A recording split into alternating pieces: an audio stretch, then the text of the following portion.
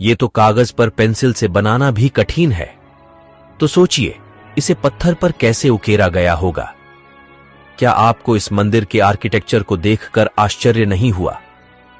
हमारे प्राचीन पूर्वज जो धोती कुर्ता पहने वाले इंजीनियर थे, वह इतने विकसित थे, तो हमें यह क्यों बताया गया कि अंग्रेज भारत आए तब हम विकसित हुए? इसे देखने के बाद भी अगर आप वामपंथी इतिहासकारों के डॉक्टर षड्यंत्रों का अंदाजा नहीं लगा पाए, तो आपका स्वाभिमान अंदर ही अंदर मृत हो रहा है। यह प्रतिमा प्राचीन मंदिर के एक स्तंभ पर निर्मित है। 0.5 मिमी व्यास से कम पतली छड़ी को इस प्रतिमा के एक कान में प्रवेश कराने पर 6 का दूसरा सिरा दूसरे कान से होकर बाहर निकल जाता है। क्या आप बता सकते धोती कुर्ता पहनने वाले प्राचीन इंजीनियरों ने यहाँ किस तरह की टेक्नोलॉजी का इस्तेमाल किया होगा? भारतवर्ष के हिंदू मंदिर की भव्यता देखिए। इस मंदिर की मूर्तियों और छत के अंदर जो पत्थर उपयोग किया गया है वह है बेसाल्ट, जो कि पृथ्वी पर सबसे मुश्किल पत्थरों में से एक है।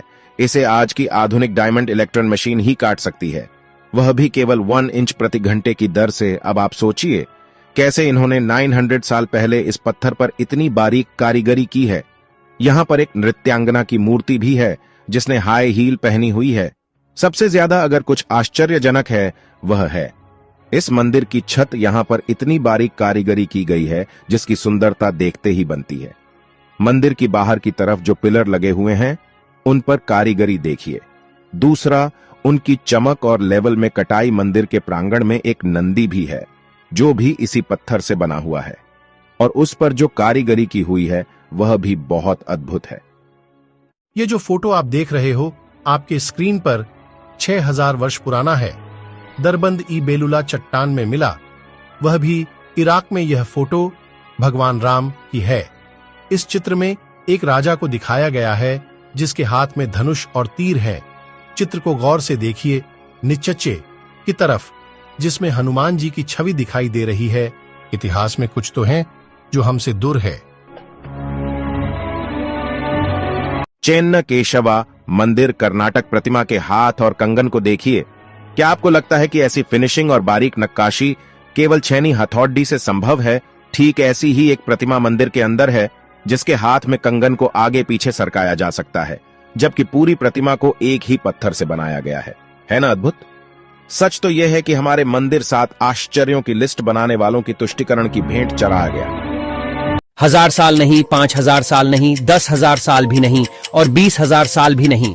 बात करते हैं करीब 28,500 साल की, जब इस धरती लोक में कोई अब्राहमिक रिलीजन जैसे कि क्रिश्चियनिटी और इस्लाम एग्जिस्ट ही नहीं करते थे। बात हो रही है कल्प विग्रह की। साल 1859 में नेपाल में शिव जी की एक ऐसी सॉलिड ब्रोंज से बनी मूर्ति मिलती है जिसे जब यूनिवर्सिटी ऑफ कैलिफोर्निया में रेडियो कार्बन डेटिंग की जाती है तो यह पता चलता है कि यह मूर्ति करीब 26,000 साल से 28,000 साल पुरानी हो सकती है, जो पूरे हिंदू इतिहास में धरती पर मिला सबसे पुराना लॉर्ड शिवा का आइडल था। न जाने ऐसे कई पुराने इतिहास भारत से लेकर पूरे दुनिया भर में दबे पड़े होंगे जो समय समय पर मानव को आश्चर्यचकित कर देती हैं। भारत के लोगों ने आखिरकार ये कैसे किया? भारत में है दुनिया का एकलौता ऐसा मंदिर जो सीधा नहीं बल्कि उल्टा बनाया गया है। गुजरात में एक बावरी है जो रानी उदयवती द्वारा 900 साल पहले निर्मित की गई थी। ये 100 रुपए के नोट के पीछे भी बनी हुई है। सरस्वती नदी तट पर स्थित रानी की वास में इस मंदिर में ज्यादातर भगवान विष्णु की मूर्तियां हैं। इस बावरी को उल्टे मंदिर के रूप में बनाया गया है जो पानी की पवित्रता को उजागर करता है। अगर आप इस मंदिर को देखेंगे तो आपको उलटे लिखे पंक्तियां और 800 से अधिक मूर्तियां के साथ इस मंदिर में सारे सीढ़ियां नीचे की ओर जाते हैं। 1890 में आर्कियोलॉजिकल सर्वे ऑफ इंडिया के द्वारा इसे खोजा गया और इसे पूरा बाहर लाने में लगभग 30 साल का समय लगा। अद्भुत कैसे? इतना घर्षण रहित तो बेयरिंग लगाने पर भी न चल सकेगा। भारत के मंदिरों की अद्भुत अविश्वसनीय कुशल शिल्पकारी एक ही पत्थर को काटकर नक्काशी तक तो ठीक थी, पर पत्थर के अंदर इतनी घर्षण कैसे? मेरे पास शब्द नहीं है। आप ही कुछ बताइए कमेंट्स पर। बस हम और आप कल्पना कर सकते हैं, आधुनिक मशीन भी नहीं कर पाएगी।